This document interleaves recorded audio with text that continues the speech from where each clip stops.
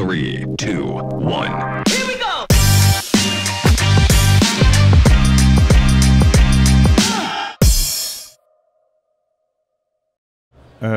Eh bien, bonjour à tous. Merci d'être venus nous écouter. On a des belles choses à vous raconter, des beaux projets à vous présenter. Nous serons deux pour faire cette présentation. Mon estimé collègue Pierre Rousseau qui est ici, qui est notre responsable sur les sujets digitales. Moi-même Philippe Sevigné, je suis expert traitement d'eau potable à la direction technique d'OTV. Et aussi je suis en charge des thématiques d'innovation, aussi bien en eau potable qu'en eau industrielle. Je vais aussi, j'espère, de manière pertinente, remplacer Stéphane Herbert qui n'a pas pu venir de Marseille. Voilà, alors aujourd'hui nous allons vous parler de 3 thématiques qui sont liées les unes aux autres de toute façon. Et j'espère que ça va vous plaire parce que voilà, on a des exemples concrets à vous présenter. Donc tout d'abord, tout ce qui est en lien avec la sécurité sanitaire et en particulier bien sûr pour l'eau potable. Les panels de technologies que nous utilisons pour lutter contre le stress hydrique. Et je ne vais pas vous apprendre que c'est un sujet de plus en plus prégnant. Et puis Pierre déroulera sur les aspects sobriété énergétique. Puisque ça va de pair avec des ressources qui se raréfient.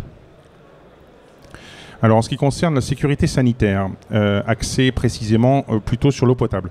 Donc quels sont les enjeux, parce qu'il y a des nouvelles réglementations qui se mettent en place. On a affaire à des panels de polluants de plus en plus larges qu'il faut prendre en compte. Donc c'est pour ça que je vais faire un petit rappel sur quand on parle notamment de micropolluants, de quoi est-ce qu'il s'agit. On va voir que le changement climatique a aussi des impacts sur ces problématiques. C'est pas juste une question de volume, mais c'est de volume d'eau, bien sûr, disponible, mais c'est aussi beaucoup une question de qualité. On discutera des filières existantes et de leurs limitations, et puis en partie 5 et 6, les technologies qu'on peut mettre en œuvre justement pour réduire ces problématiques et essayer d'améliorer toujours la qualité sanitaire de l'eau qui est distribuée au robinet, avec bien sûr pour objectif qu'elle soit la plus agréable à boire possible. Alors, plusieurs choses. Déjà, il y a plusieurs études qui ont montré la présence de micropolluants dans l'eau. Il y a des titres à sensation dans la presse. Et ce qui fait que il y a une défiance assez présente dans le grand public vis-à-vis de l'eau du robinet. C'est fort dommage parce que globalement, en fait, on distribue en France une eau de grande qualité. Et donc, pour continuer à être présent sur ces thématiques et pouvoir être fier de l'eau qui est distribuée en France, au niveau des agences régionales de santé, au niveau du ministère, a été mis en place différentes de plans de sécurité donc de santé, donc qui a été adopté en 2015. Et puis tout ça s'est décliné bien sûr par des études de risque sur les ressources, sur les filières de potabilisation, avec bien sûr une surveillance tant sur les thématiques liées aux micropolluants dont j'ai parlé tout à l'heure, mais aussi bien sûr tout ce qui est virus, bactéries, voilà. Ce qui est intéressant, c'est que on surfe aussi sur les progrès analytiques qui mettent en évidence des molécules désormais de l'ordre du nanogramme, voire en dessous, qui sont capables de détecter des toxines dans des concentrations extrêmement faibles, des toxines algales par exemple. Et donc parfois c'est pas évident de gérer ça en temps réel sur les usines. Alors ces micropolluants, d'où viennent-ils ? En fait ils sont un peu partout, en lien avec les retombées via la pluie de pollution atmosphérique. Un bon exemple, c'est la plupart des perfluorés par exemple, ce qui rend hydrofuge des vêtements. Le téflon est un bon exemple. Et puis il y a tous les ruissellements sur voirie, donc qui peuvent transporter par exemple des polycycliques, des aromatiques polycycliques, d'autres molécules. Et puis, il y a évidemment ce qui peut être utilisé dans les activités agricoles, qui sont des pollutions diffuses qui vont ensuite se retrouver dans les cours d'eau, dans les nappes. Et puis il ne faut pas les oublier, parce que parfois les volumes d'eau rejetés par les stations d'épuration peuvent représenter une part non négligeable des débits des rivières. Eh bien, il reste des molécules. Bon, évidemment, les pharmaceutiques ou les résidus de pharmaceutiques sont les plus emblématiques, mais il y en a plein d'autres. Hein. Quand on utilise divers crèmes ou divers produits d'entretien ménager, tout ça passe pour la plupart allègrement à travers les stations d'épuration, se retrouve dans le milieu naturel. Donc de quoi est-ce qu'on parle? Quand on parle de micropolluants, bien évidemment de toutes les substances médicamenteuses. Donc on va retrouver des antibiotiques, on va retrouver des analgésiques, on va retrouver des tas de choses, fréquemment du paracétamol, l'ibuprofène bien sûr. On va retrouver aussi pas mal de produits biocides. Un exemple, chlorothalonil, qui est un antigerminatif. On va retrouver des choses pas très ragoûtantes comme les métaldéhydes. Alors, je sais pas, pour ceux qui jardinent et qui ont parfois des problèmes de limaces ou de mollusques divers, voilà, on met une petite gélule bleue pour éviter de se faire bouffer les géraniums. Et puis ça, c'est pas très très bon à la santé quand ça part dans les cours d'eau. Et puis on va retrouver des produits chimiques. Alors j'ai parlé des anti-adhésifs, des imperméabilisants, on va retrouver des phtalates. Et puis là c'est plutôt dans certains coins bien spécifiques de France, en lien notamment avec des stockages de poudre ou de munitions diverses et variées, des perchlorates. Alors, pour ce qui est des micropolluants, en termes de sécurité sanitaire, il y a deux valeurs à retenir qui sont assez emblématiques, qui sont en lien avec les limites réglementaires. C'est le fameux 0,1 microgramme par litre par substance, et puis le fameux aussi 0,5 microgramme par litre quand on fait une somme de substances. Alors, ça peut être une somme de pesticides, mais à l'avenir, ça pourrait être par exemple une somme de perfluorés ou d'autres molécules. Le 0,1 microgramme par litre, c'est la petite gélule de paracétamol de 1 gramme là, que vous voyez dans ma main, dans une piscine olympique. Alors, ça cadre un peu la concentration dont on parle. Et puis, évidemment, il ne faut pas que dans notre eau du robinet, il ne faut pas que ces molécules dépassent ce seuil-là. Et puis, depuis le début de l'année, l'ANSES demande à catégoriser deux types d'effets, puisqu'on va se baser sur les effets, donc les aspects risques cancérogènes et les aspects perturbations endocriniennes. Sachant qu'une molécule peut être les deux. Et donc, il faut tenir compte de ces deux risques pour catégoriser telle ou telle molécule en pertinence ou en non-pertinence. Alors, l'état des lieux actuel donc, des différentes molécules, on va surtout s'axer pesticides. Il y a des métabolites, c'est vous prenez le principe actif d'un pesticide. J'ai parlé tout à l'heure du métaldéhyde ou du chlorothalonil, qui est un antigerminatif par exemple. Eh bien, souvent, ce qui se passe, l'activité bactérienne des sols va modifier ces molécules, créer ces fameux métabolites, et il peut y en avoir plein. Quand je dis plein, c'est plusieurs dizaines, voire plusieurs centaines. Et donc en fait, la molécule mère disparaît, mais les filles, elles sont bien présentes. Et si on n'en tient pas compte parce qu'on ne les analyse pas, qu'on ne les suit pas, et qu'on fait semblant de croire qu'elles ne sont pas nocives, j'ai envie de dire, c'est circuler, il n'y a rien à voir. Sauf que c'est pas tout à fait vrai, et qu'il vaut mieux justement pas circuler, il n'y a rien à voir, et en prendre en compte. Alors c'est pour ça que l'ANSES a catégorisé en pertinent, non pertinent. Et puis il y a des molécules sur lesquelles elle n'a pas encore nécessairement statué. Donc cette liste est appelée à être modifiée, revue et mise à jour. J'ai parlé tout à l'heure du changement climatique. En fait, il va exacerber tous ces problèmes-là. Pourquoi? Parce qu'en fait, on va avoir un effet de moindre dilution. Les flux de polluants que j'ai évoqués tout à l'heure, même si on va avoir des campagnes de réduction à la source, des bonnes pratiques, jetez pas vos médicaments dans les toilettes, blablabla, malgré tout, il y a un flux de polluants qui est dispersé. Et si tout ça se retrouve dans un volume d'eau plus maigrichon, pour pas dire inexistant, vous avez un effet de concentration, c'est règle de 3 mathématiques toute bête. Et donc le seuil de départ, il est beaucoup plus élevé. Il y a d'ailleurs une thèse très intéressante qui a été faite par M. Gilles Lalléon à l'université Paul Sabatier de Toulouse, qui estime, modèle à l'appui, que le débit d'étiage des rivières françaises va diminuer entre 40 et 80% d'ici à l'horizon 2080. Alors, on peut dire 2080, c'est loin, mais en fait, on y est déjà dedans quelque part, parce qu'on le voit sur pas mal de projections. Ça, c'est pour les aspects micropolluants. Et on peut avoir des cas extrêmes, comme vous l'avez, donc là, c'est la Dive du Sud, pas très loin de Poitiers. On peut avoir des assecs de rivière, carrément. Où la seule contribution en termes de volume, c'est le rejet de station d'épuration. Et puis, ce qu'on oublie quand on parle de sécurité sanitaire, là, je vous ai beaucoup parlé de micropolluants, mais il y a tout l'aspect micro-organismes, virus, bactéries. Or, dans des conditions de température idéale, c'est la courbe qui essaye d'être décrite ici, ils sont le plus heureux entre 20, 22, 25. C'est là où les foisonnements sont le plus considérables. Donc on va avoir le double effet qui se coule d'avoir des eaux plus concentrées en produits nocifs et en plus en charge bactérienne virale à la hausse. Sur les aspects, donc ça c'est pour les aspects de surface. Mais on a aussi un peu les mêmes tendances sur les aspects de forage, c'est-à-dire les nappes, où on constate deux choses.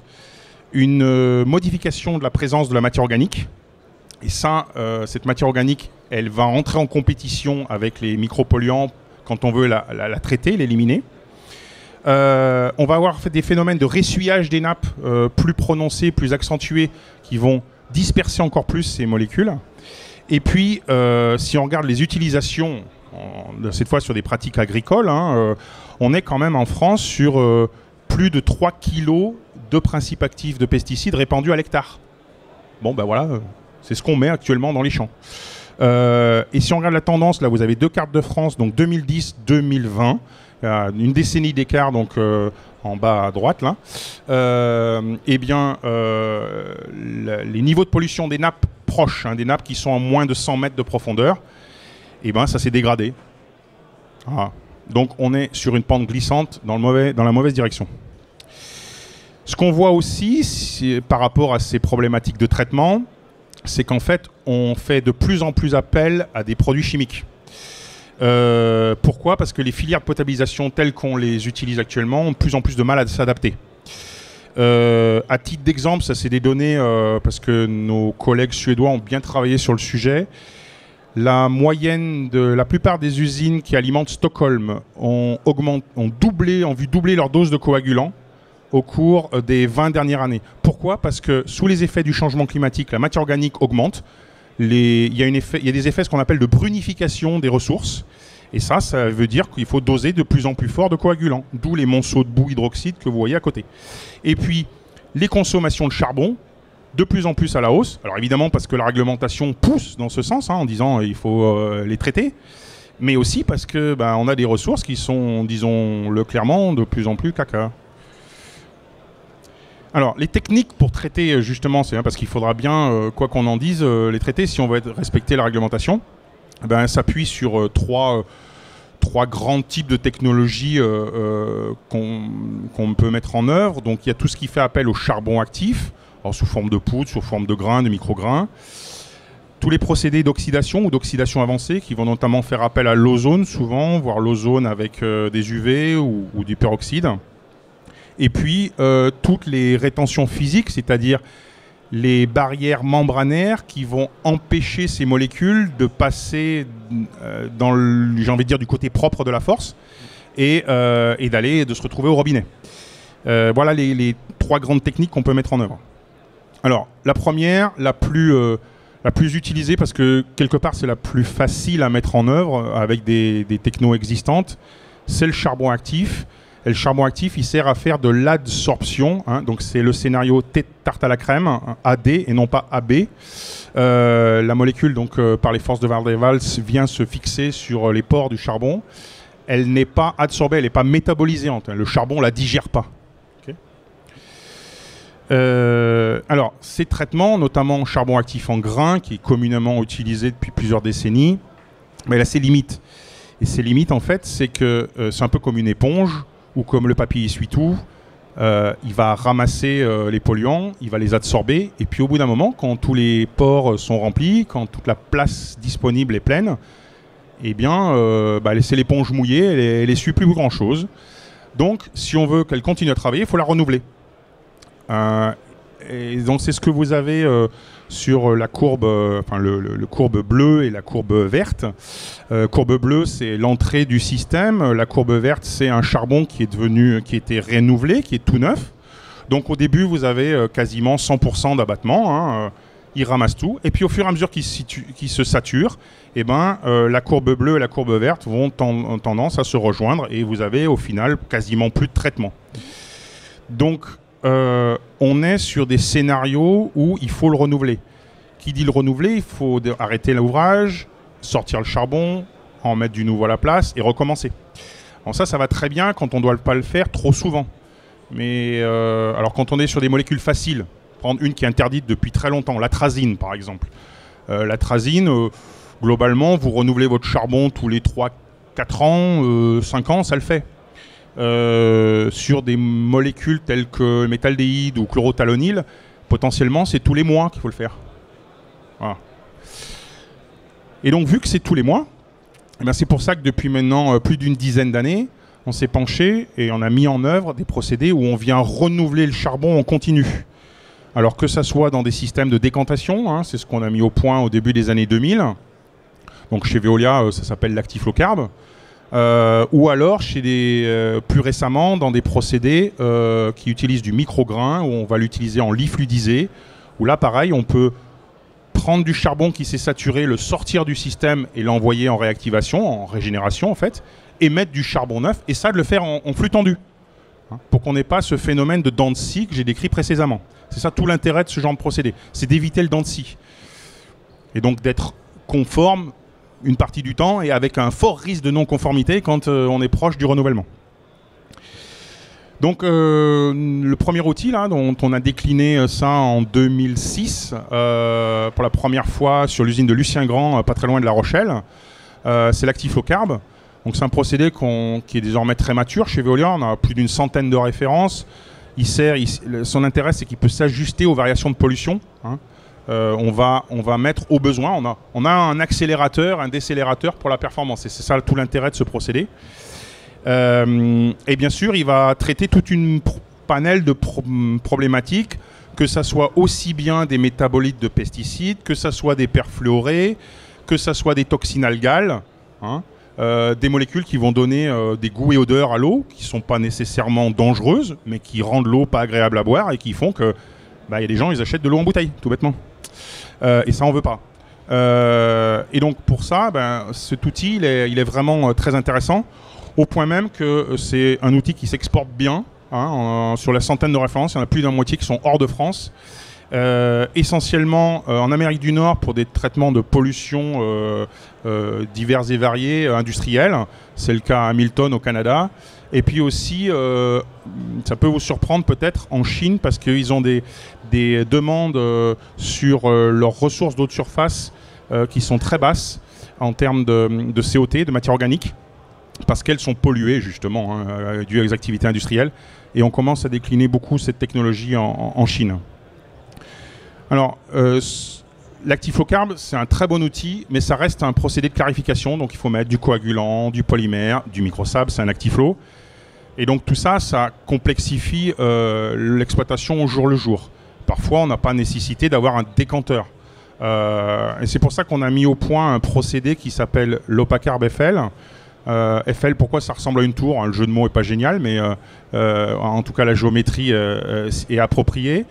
Et en fait, cet outil, c'est vraiment de la physique qu'on met en œuvre dans ce procédé. On fluidise le charbon, c'est-à-dire qu'on fait passer de l'eau en courant ascendant, on la soulève et on vient maintenir par cette accélération un lit de charbon en suspension. Ça permet que ce charbon peut travailler, c'est-à-dire absorber ces molécules. Et surtout, on peut simplement, avec une vanne latérale, en sortir du charbon dit usité ou saturé très aisément et venir recharger du charbon neuf. Donc, pérenniser les performances dans la durée. Les autres intérêts, encore une fois, c'est que de la physique, donc il n'y a pas de polymère, pas de coagulant, et donc on ne génère pas de bout de charbon. C'est un produit qu'on peut stocker, déshydrater dans une benne drainante toute bête, voire dans un big bag, et pouvoir ensuite renvoyer en réactivation. Donc on n'a pas une problématique de bout à gérer. Alors on commence à avoir quelques références, on est à plus d'une dizaine en France en opération. un bon exemple ici à la française. Merci. C'est un procédé où la mise en œuvre du charbon est quand même assez séduisante parce que vous avez donc un silo de stockage du charbon neuf. Le camion vient livrer le charbon neuf dans le silo. On le met en œuvre dans le procédé et une fois que le procédé l'a utilisé, on va donc stocker le charbon usité ou usé dans une benne drainante et le même camion qui a amené le charbon neuf vient récupérer ce charbon et le renvoie, donc on boucle la boucle. Voilà. Alors, quelques références en construction aussi sur le Grand Sud-Ouest. Voilà, c'est quelque chose d'intéressant au niveau mise en œuvre. Alors, pour aller un peu plus loin, parce que malheureusement, il y a des molécules qui sont très rétives à l'absorption, on a breveté, il y a maintenant un peu plus de 2 ans, un couplage intéressant entre l'ozone et le charbon.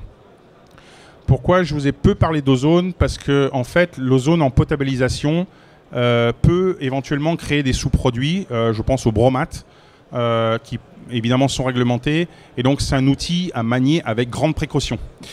Dans le cadre du couplage avec l'Opacarb FL, on a quelque chose de très intéressant. En fait, le charbon est un réducteur, donc en fait, c'est un tue résiduel d'ozone, on va dire ça comme ça. Mais en fait, l'ozone va pouvoir agir sur des molécules que le charbon a du mal à absorber, les rendre plus absorbables. Il va aussi un peu fonctionnaliser le charbon pour lui permettre de booster ses performances. Et donc l'intérêt de cette mise en œuvre qui se fait par un système d'injection en ligne, donc avec des temps de contact très courts, on est sur des temps de contact inférieurs à 1 minute et la plupart du temps inférieurs à 30 secondes. On minimise ainsi au maximum le risque de formation bromate, qui a lieu plutôt au bout de 3 à 4 minutes. Et surtout, on a des gains sur les performances du charbon qui sont très intéressantes. On arrive, encore une fois, sur des molécules rétives à l'absorption. Un bon exemple, c'est le valsartan. Le valsartan, pour ceux qui ont de la tension artérielle, ils connaissent, voilà. C'est le principe actif. Et ça, c'est une molécule qui est extrêmement hydrophile. Elle adore rester dans l'eau. Et même si vous mettez beaucoup de charbon, on a du mal à l'absorber. Et bien, quand on vient lui faire une petite pichenette à l'ozone, parce que c'est vraiment une pichenette, on parle sur des dosages très faibles, on rend la molécule beaucoup plus absorbable et on arrive à l'éliminer de manière beaucoup plus efficace. Alors, je vous ai parlé des techniques d'absorption avec notamment le charbon pour pouvoir éliminer ces molécules. Bien sûr, il y a les techniques membranaires, et les techniques membranaires, elles sont très intéressantes sur ces problématiques au sens large.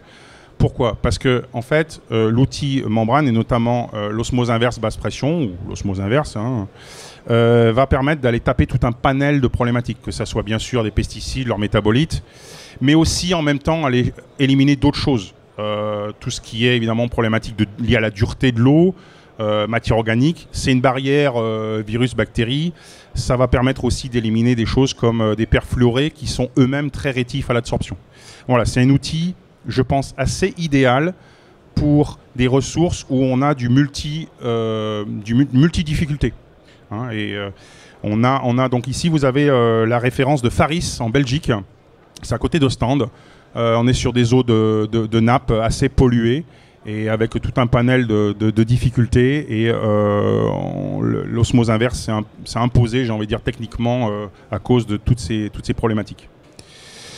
Voilà un petit peu de détails sur Faris. C'est une installation qui a désormais 4 ans, qui traite 500 mètres cubeurs, donc qui prend de l'eau de nappe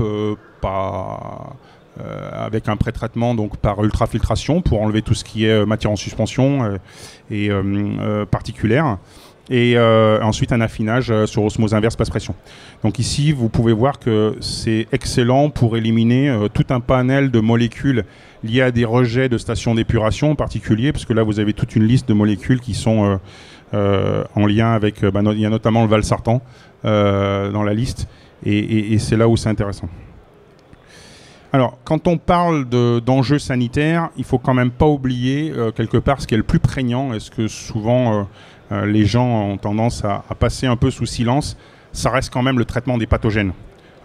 L'essentiel du plus d'1 million d'enfants, source UNICEF, qui meurent par an de maladies liées à l'eau, meurent à cause de problèmes de pathogènes, virus, bactéries. On n'est pas dans des sujets de perturbateurs endocriniens. Et là, bien sûr, les barrières membranaires sont très utiles. Alors pourquoi? C'est un effet de taille, tout bêtement. Quand on regarde par exemple les parasites qu'on peut retrouver dans l'eau, essentiellement liés aux élevages ovins et caprins, eh bien cette barrière membranaire fait qu'ils ne peuvent pas passer à l'aval. Il y a un arrêt physique et donc on va pouvoir enlever, et notamment des virus aussi bien sûr, sans parler du Covid évidemment. Alors vis-à-vis des enjeux sanitaires, hein, les choses à retenir de cette présentation sont les suivantes. Les problématiques de changement climatique vont faire que exacerber toutes les difficultés qu'on rencontre déjà et dans des échelles qui peuvent aller de 1 à 10, voire de 1 à 20. Donc faut garder bien ça à l'esprit. Ça veut dire aussi que les procédés ou les filières qu'on devra mettre en œuvre, surtout si on part dans des logiques multi-étages, et c'est ce qui est recommandé, il va falloir bien tenir compte aussi des pertes en eau, et donc choisir des technologies qui limitent les pertes en eau, parce que c'est quand même dommage, si vous rentrez 100 dans la machine, vous en récupérez 20, et puis il y en a 80 qui retournent au milieu naturel.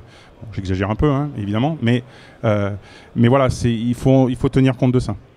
Et puis évidemment, bien sûr, adresser potentiellement tout un panel de problématiques. Et parfois, tout ce qui est scénario membranaire sont fort intéressants. Voilà, alors je ne sais pas comment on s'organise pour les questions. Si on termine la présentation, puis après, en questions diverses et variées. Donc, qu'est-ce que tu en penses? Je pense qu'on continue. Hein. Allez, alors donc, je vais vous parler de lutte contre le stress hydrique. Alors évidemment, ça se tient main dans la main avec le sujet précédent. Donc pourquoi est-ce qu'on doit faire lutter contre le stress hydrique? Évidemment, c'est en lien avec les effets du changement climatique. Donc là, on parle de problématiques de volume, pas nécessairement de qualité. Hein. Et donc pourquoi il faut s'intéresser de plus en plus aux thématiques de reuse ou de reuse, et bien se poser les questions des usages qu'on va faire de ces eaux qui pourraient être réutilisées. Je vais vous donner quelques exemples du groupe Veolia, et puis éventuellement pour aller plus loin dans certaines problématiques. Donc ce qu'il faut déjà quand même savoir, c'est que plus d'un tiers de la population mondiale vit dans des zones en stress hydrique. C'est quand même assez importante, et ça veut dire que ce sujet-là, il va être de plus en plus prégnant. Quelque chose qui peut vous paraître un peu étrange, mais c'est le cas. Je viens de Rennes, donc l'île-et-Vilaine, en Bretagne, qui est connue pour être BZH, bienvenue zone humide quand même, est un département considéré comme en stress hydrique.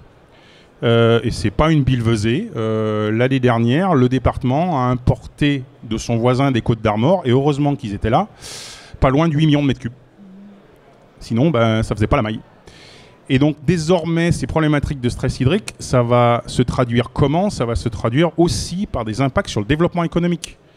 Vous avez peut-être dû voir des choses dans la presse là-dessus, mais un exemple tout bête, encore une fois, je cite là ce que je connais bien en Bretagne, l'industrie Lactalis, Rottier, au sud de Rennes.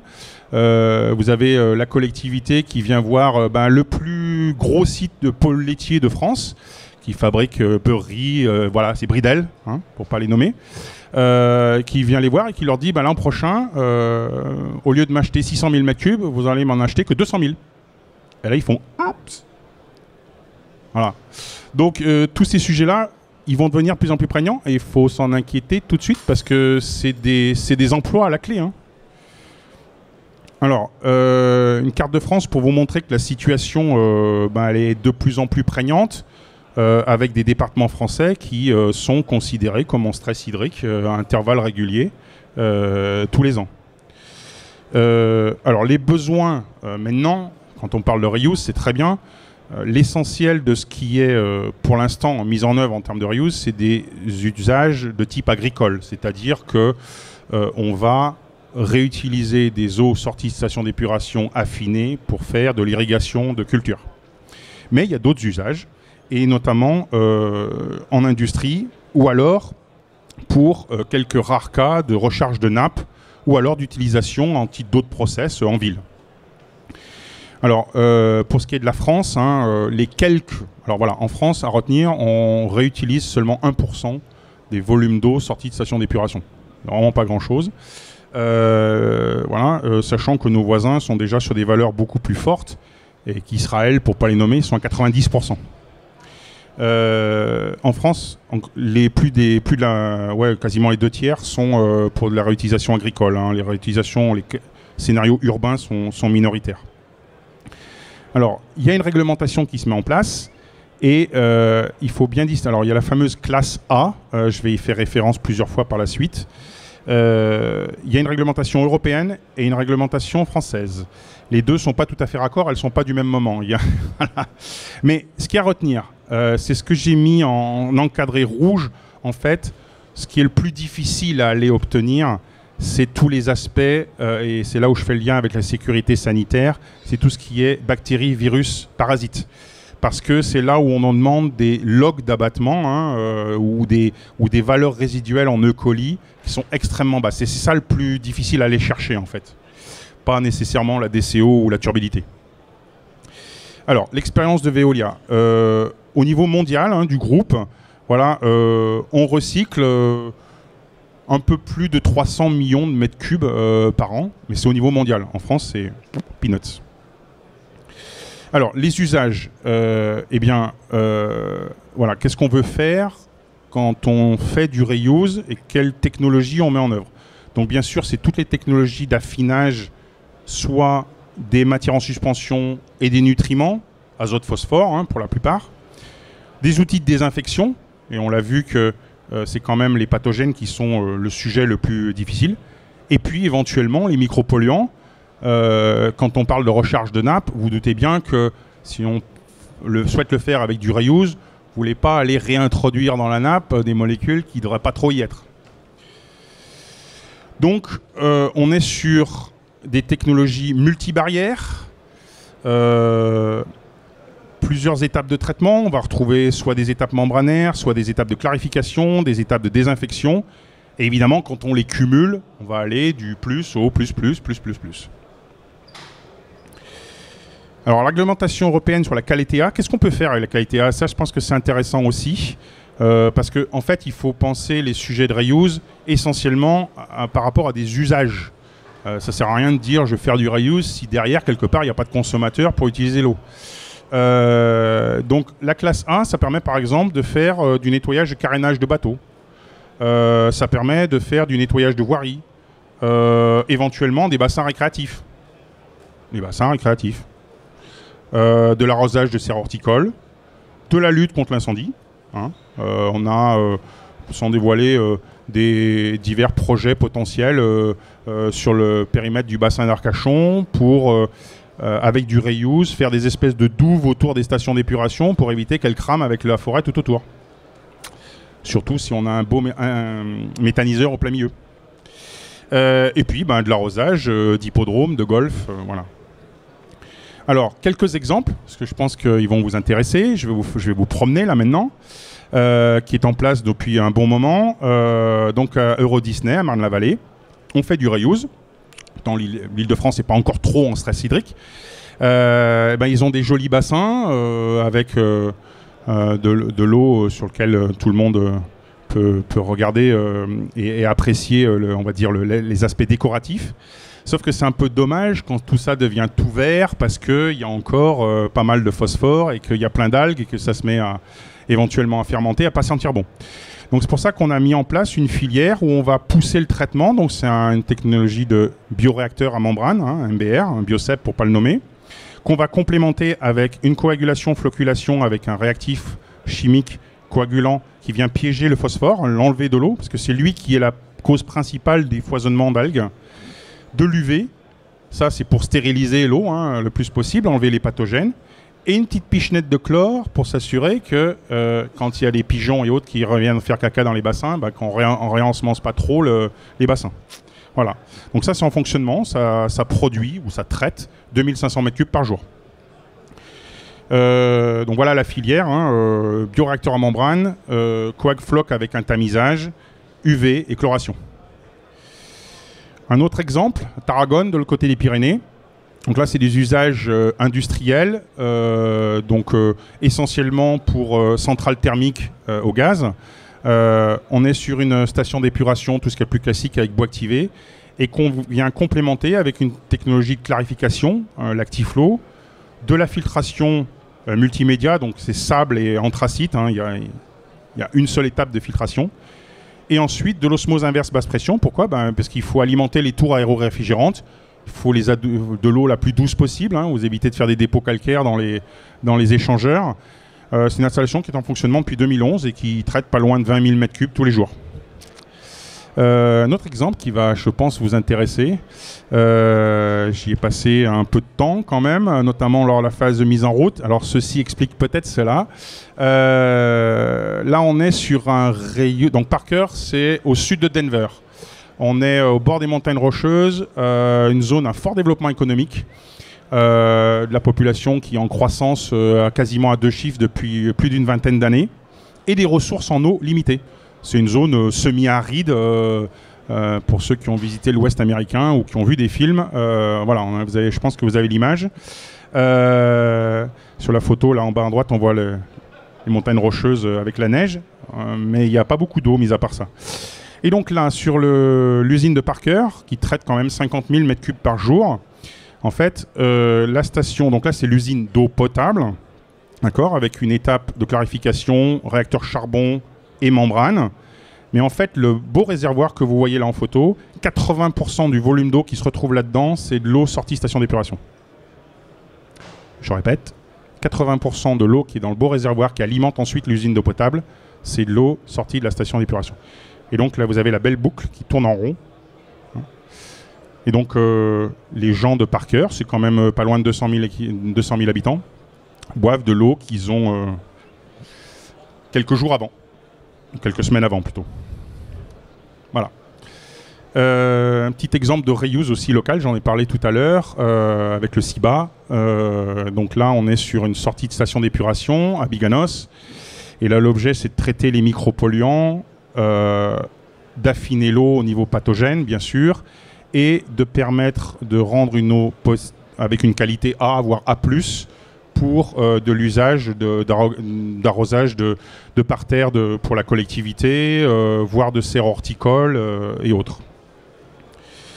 Et puis, je ne pouvais pas ne pas en parler parce que c'est un des projets phares sur lequel j'ai travaillé au cours des 5 dernières années avec Vendéo, donc le projet Jourdain au Sable d'Olonne. Donc là, on va dans l'unité d'affinage, donc qui est en aval de la station d'épuration, plutôt que ce rejet parte en mer. Eh bien, on va aller chercher de l'eau dans le rejet de la station d'épuration. On va l'affiner par ultrafiltration osmose inverse. On va reminéraliser l'eau et on va la pomper de nouveau à la retenue du Jaunet, sachant que la retenue du Jaunet, en été, elle est à sec. Donc, à terme, Vendéo a pour objectif de ramener un débit moyen autour de 600 m3 heure d'eau recyclée de cette manière. Démarrage est prévu à l'été, là. Donc on est en étape démonstrateur à hauteur de 150 m3 à partir de cet été et poussé à 600 m3 à l'horizon 2027. Voilà les étapes de traitement. Donc UF, hein, pour tout ce qui est matière en suspension, en couplage coagulant pour le phosphore. Osmose inverse pour tous les sels dissous. Une autre micropolluant bien sûr, mais il peut y avoir des chlorures. Une étape complémentaire de désinfection UV parce qu'il n'y a pas de critères log d'intégrité sur la membrane d'OI et un ajout de chlore et ajustement de pH avant distribution, enfin pas distribution, pardon, recyclage, parce qu'il y a 22 km de canalisation pour ramener l'eau à la retenue du Jaunet. Voilà, alors cette technologie, elle est couplée en mode barrel, on va parler de baril en français. Pourquoi ? En fait, c'est des modules qui sont en faisceau, en fait. Donc vous avez les membranes à la queue leu façon petit train, alors 5 ou 6. Et tout ça, c'est dans un gros bidon qui est maintenu en pression. Donc ça permet de limiter le nombre de connecteurs, limiter les problèmes les interventions dues à des problématiques d'étanchéité et autres. Donc ça facilite l'exploitation. Par contre, tout ça, ça s'appuie sur toute une série de capteurs qui sont entre chaque module de membrane pour s'assurer de leur intégrité. Et là, le paramètre qu'on va suivre, il est très commun et surtout extrêmement précis, c'est la conductivité. Voilà, donc les perspectives de ce genre de choses, eh ben, évidemment, c'est de faire du reuse, soit de recharge de nappe ou de retour de retenue. Alors pourquoi est-ce qu'on est concerné? De toute façon, il y a des directives réglementaires et puis on nous pousse à faire du reuse, j'ai envie de dire, tous les jours. Hein. Voilà. Je vais peut-être te laisser un peu la main sur la partie aspects sobriété énergétique. Mais voilà, les paramètres à retenir sur ce sujet-là, c'est d'essayer au maximum d'économiser sur toutes les postes de consommation et évidemment de pousser au maximum tous les outils ou les entités de production, que ce soit du méthane, que ce soit de la chaleur ou autre. Tu veux complémenter, Pierre? Je ne sais pas. Je continue. Alors, par rapport au STEP, et notamment quand on a un objectif de STEP à énergie positive, ou en tout cas à neutralité, il faut regarder aussi les postes de consommation d'énergie. Et celui qui revient vraiment en tête reste le traitement biologique, où plus des 2/3 de la consommation énergétique est faite. Donc tout ce qui va permettre de minimiser cette consommation énergétique, et notamment de cette étape-là, est bon à prendre. Mais ça ne veut pas dire qu'il ne faut pas s'appuyer sur les autres étapes, et notamment tous les aspects pompage. Alors, voilà, la recette, c'est quoi? C'est consommer moins, produire plus. Elle est très simple. Alors, consommer moins, c'est l'optimisation au niveau des moteurs, des rendements, les profils hydrauliques aussi, qui sont à bien regarder, parce que souvent, c'est des points de consommation cachés ou masqués. Produire plus, c'est produire plus de biogaz, c'est produire plus de chaleur ou d'électricité, et puis éventuellement complémenter aussi ces postes de coproduction par de l'éolien, par du photovoltaïque ou d'autres. Peut-être tu peux parler de Cagnes-sur-Mer. Donc quelques exemples effectivement de stations. On a énormément travaillé sur l'énergie jusqu'à aller sur des stations à énergie positive. Donc là en l'occurrence le cas de Cagnes-sur-Mer. Avec une installation que vous voyez sur l'image du bas, ici très très compacte. Donc généralement quand on est sur une filière compacte, on est amené à avoir des procédés qui vont être plutôt énergivores. Donc il va falloir compenser cette énergie consommée, notamment sur les ressources qu'on va pouvoir trouver dans l'installation, au-delà de la simple optimisation des équipements qu'on va pouvoir y mettre. Donc très rapidement, la filière, c'est une filière, alors je ne vais pas dire classique, mais une filière plutôt très efficace avec un ensemble pré-traitement, flottation, comme en traitement biologique sur support et rejet directement au milieu naturel, donc en l'occurrence la Méditerranée. Sur cet ensemble, donc déjà dans un premier temps sur la file eau, on a mis des pompes à chaleur au niveau du rejet pour récupérer les calories de l'eau traitée. Avant le rejet, ce qu'on appelle le procédé énergie d'eau. Ceci nous permet derrière également de pouvoir chauffer les boues en vue de la filière de traitement des boues, qui va être une filière assez traditionnelle, presque traditionnelle, dans le sens où on va être sur une déshydratation, une digestion, en vue donc de produire du biogaz. Et bien sûr, c'est sur ce biogaz qu'on va avoir la principale ressource d'énergie sur l'installation. Donc tout l'enjeu de ce projet, ça va être de maximiser la production de biogaz et donc d'aller chercher les bonnes ressources sur la filière pour le faire. Et les ressources, il n'y en a pas beaucoup, hein, c'est les graisses qu'on va mettre sur l'installation et bien sûr les boues qu'on va produire, que ce soit des boues biologiques. Donc on va chercher à ce que les boues biologiques soient le plus fraîches possible, donc qu'on va pouvoir dégrader avec le plus de matière volatile possible pour faire du méthane. Et également on va chercher à booster la partie boues primaires qui sont également les boues les plus méthanogènes. Donc ça va être dans la conception et dans le choix des procédés qu'on va réussir à booster cette production de boue.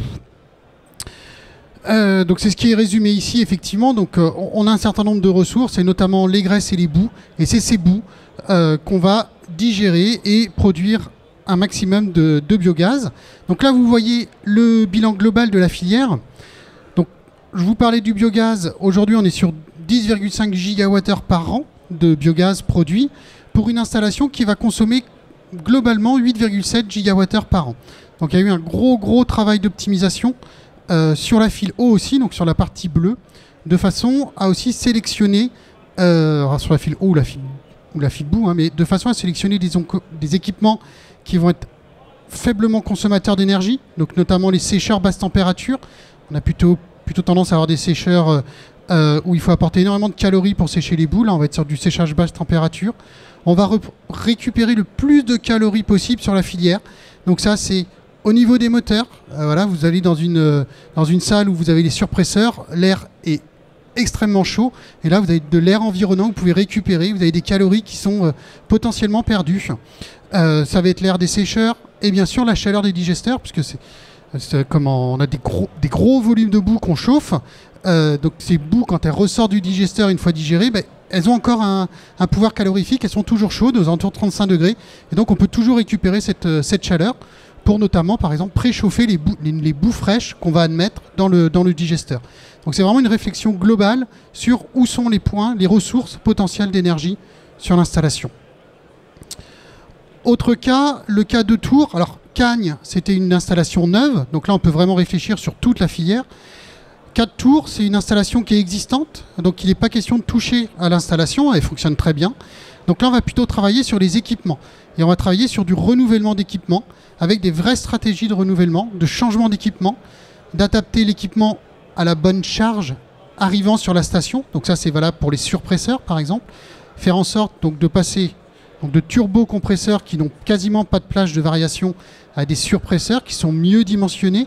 Donc on va consommer moins d'énergie pour apporter l'air nécessaire au traitement de la pollution. On va travailler également sur les centrifugeuses, améliorer donc la gestion énergétique des centrifugeuses, la variation donc notamment de vitesse de la vis. On va travailler aussi sur les échangeurs eau-boue, pour le chauffage des boues dans l'admission des digesteurs. Donc il y a une vraie stratégie globale, poste par poste, liée à un audit initial, où poste par poste, on va venir remplacer les forts consommateurs par des consommateurs moindres. Et enfin, également l'étude d'une usine d'eau potable. Alors là, on voyage un peu, on va donc à l'étang salé sur l'île de la Réunion. Donc l'île de la Réunion, bien sûr, une topographie un peu particulière avec un trait de côte qui est relativement fin, et puis tout de suite vous montez sur des versants très abrupts. Et là, on bénéficie donc d'un dénivelé très important entre l'usine et la réserve pour faire du turbinage. Donc sur l'eau brute, on vient dans une conduite forcée, si vous voulez, comme les barrages hydroélectriques. Donc via une conduite forcée, on va faire du turbinage pour produire de l'énergie sur l'installation. Donc vous voyez la turbine juste en dessous. Et donc sur cette usine, on est sur du 150 kWh produit par le turbinage à l'entrée, ce qui représente 123% de ce que consomme l'énergie, de ce que consomme l'usine. Donc on a une usine d'eau potable qui est la première usine d'eau potable d'ailleurs en France à énergie positive, et c'est pas neutre quand on entend notamment le bilan de Philippe au préalable, où on va avoir des filières qui vont être de plus en plus complexes avec de nombreux étages et donc qui vont potentiellement consommer de plus en plus d'énergie. Donc il y a des vraies solutions pour y arriver. Au-delà aussi d'utiliser les bâtiments. Alors on est à La Réunion, donc il y a beaucoup de soleil. Donc là, l'avantage, c'est qu'on a des bâtiments sur lesquels on peut aussi installer des panneaux solaires, donc avec des rendements très très importants dus à l'ensoleillement présent. Donc la sobriété énergétique, comme le disait Philippe et comme j'ai tenté de vous l'illustrer, c'est bien sûr déjà produire plus d'énergie quand on a la possibilité d'en produire. C'est surtout d'en consommer le moins possible. Ça paraît évident, mais on le répète, il faut vraiment consommer le moins possible et donc changer les équipements quand c'est nécessaire. Et puis dans certains cas, ça va être d'utiliser des outils qui vont nous permettre de prévenir ou d'anticiper des dérives de consommation, ou même d'anticiper le fonctionnement d'une usine. Donc pour ça, on va utiliser des outils qui vont être plutôt à vocation digitale.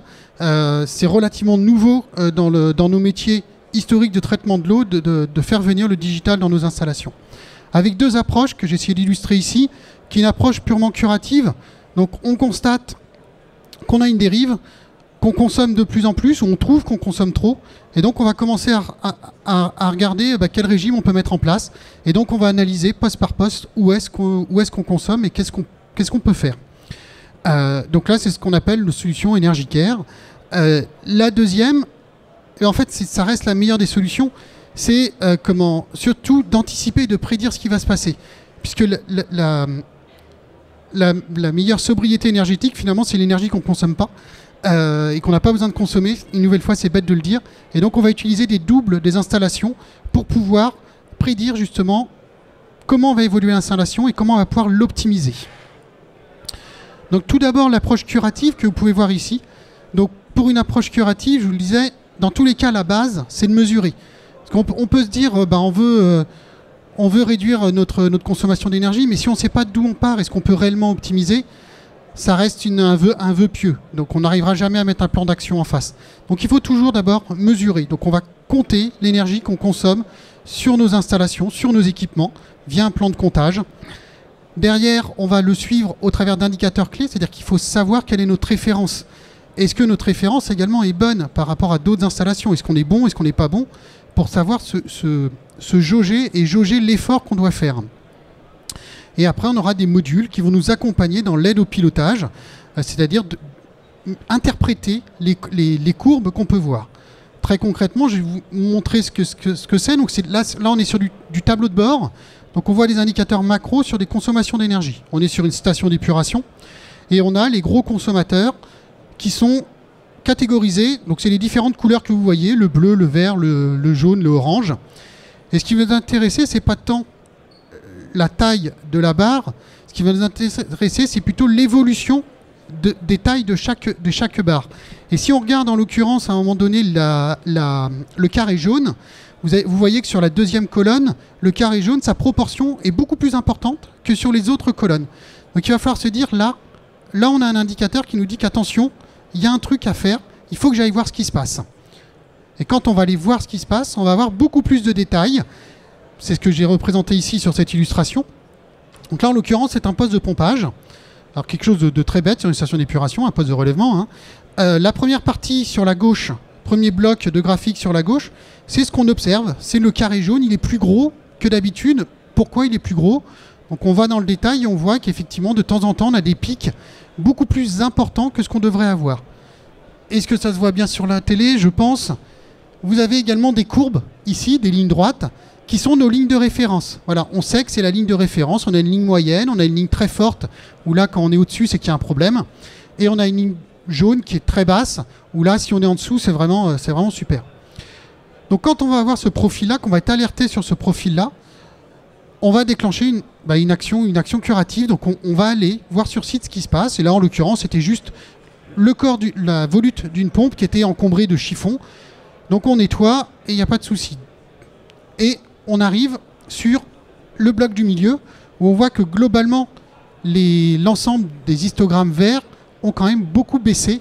Et donc on consomme beaucoup moins d'énergie que ce qu'on en consommait avant. Donc là, on est vraiment sur du curatif. Et accessoirement, comme on a aussi entretenu et débouché la pompe en amont, parce qu'on a pu observer qu'il y avait une déviation, on a peut-être aussi évité la casse de la pompe, et notamment de la garniture, qui aurait entraîné le remplacement complet de la pompe et probablement des frais beaucoup plus importants.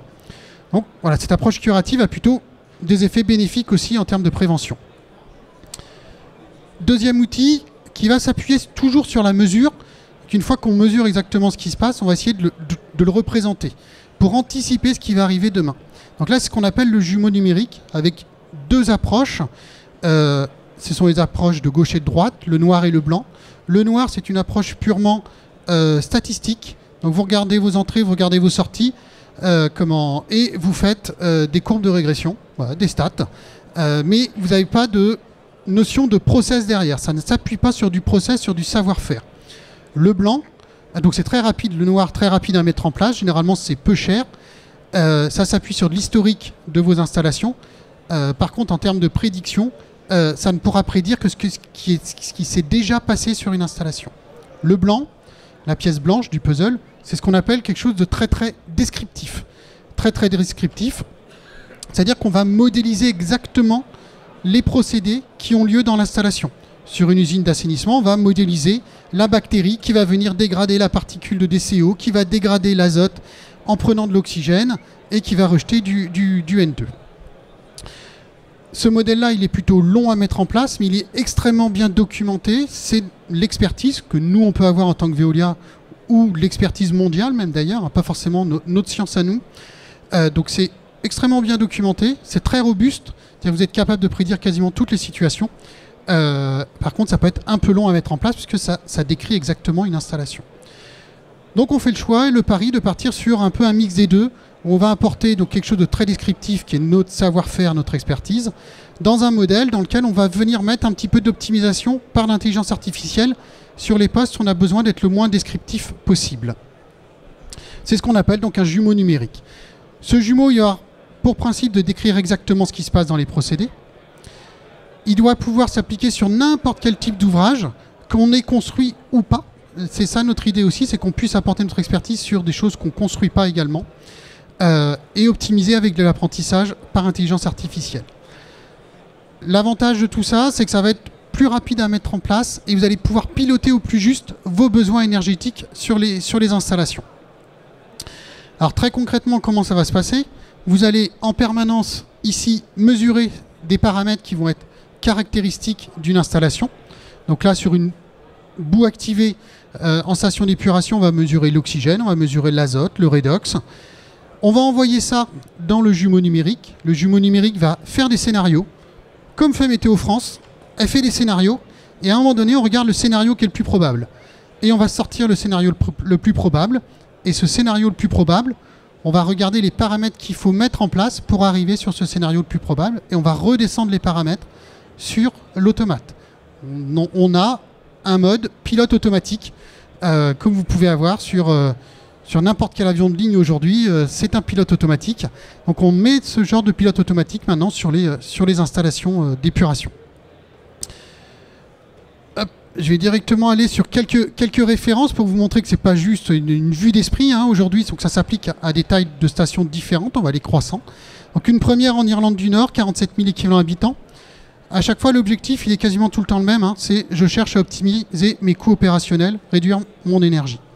Donc là, on a mis un module unique pour réduire la consommation d'énergie. On a réussi à aller jusqu'à 42% de réduction d'énergie juste sur l'énergie d'aération sur cette installation, en optimisant l'aération, en mettant les bassins en mode disponible quand il y a besoin de faire du traitement de pollution, ou en arrêtant les bassins quand il n'y a pas besoin de traiter la pollution, puisque dans une journée, la pollution, elle oscille. Globalement, vous avez un pic le matin, un pic le midi, et puis un très très gros pic le soir qui arrive sur les stations d'épuration. Et c'est de suivre ces pics-là. Deuxième exemple, Léry, donc proche de Rouen, 80 000 équivalents habitants, une station un peu plus grosse. Là, c'est une station, alors ça paraît tout bête, c'est une station 80 000, mais qui est en fait à mi-charge. Donc elle reçoit grosso modo 40-45 000 équivalents habitants en organique par jour, et des fois un peu plus en hydraulique. Et il y a deux fils. Vous avez deux fils en parallèle qui fonctionnent. Donc intuitivement, on pourrait se dire il suffit d'éteindre une des fils. Et globalement, c'est ce que nous aide à faire le module. Donc il bascule tout le temps, et puis de temps en temps, il va prédire qu'il va y avoir des charges plus importantes qui vont arriver parce qu'il connaît l'environnement. Et là, il va mettre en mode disponible les deux fils pour pouvoir traiter ces pics et après revenir sur un mode une seule file. Donc en faisant ça, on a pu réussir à optimiser quand même 16% de l'énergie sur cette installation. Donc à chaque fois, quand même, pour l'instant, des apports assez importants en termes de réduction. On retourne un petit peu à l'étranger, donc on augmente en taille, 100 000 équivalents habitants. Donc toujours la même idée, on réduit les coûts opérationnels. Avec cette fois-ci deux idées, c'est l'énergie, alors je vous en ai pas encore parlé pour l'instant, mais c'est également les réactifs chimiques. C'est comment je fais pour ne pas consommer en l'occurrence du chlorure ferrique pour ma déphosphatation sur mes bassins. Et bien l'idée, ça a été grâce à l'approche du jumeau numérique, de ménager dans la filière, alors qu'elle n'est pas prévue pour ça, des espaces pour faire de la déphosphatation biologique. Donc ça se traduit physiquement par des endroits où on arrête l'aération, basiquement, mais il a fallu le simuler, et on le simule en temps réel pour être sûr que dans ces endroits-là, on n'a pas besoin à ce moment-là d'aérer, et que si besoin, par contre, on peut revenir en arrière. Donc ça permet un double effort, un effort d'aération, puisqu'on diminue la quantité d'aération globale, 25% d'économie, et un effort également sur l'apport en réactifs chimiques, où là, on a globalement diminué de 60% la quantité de chlorure ferrique.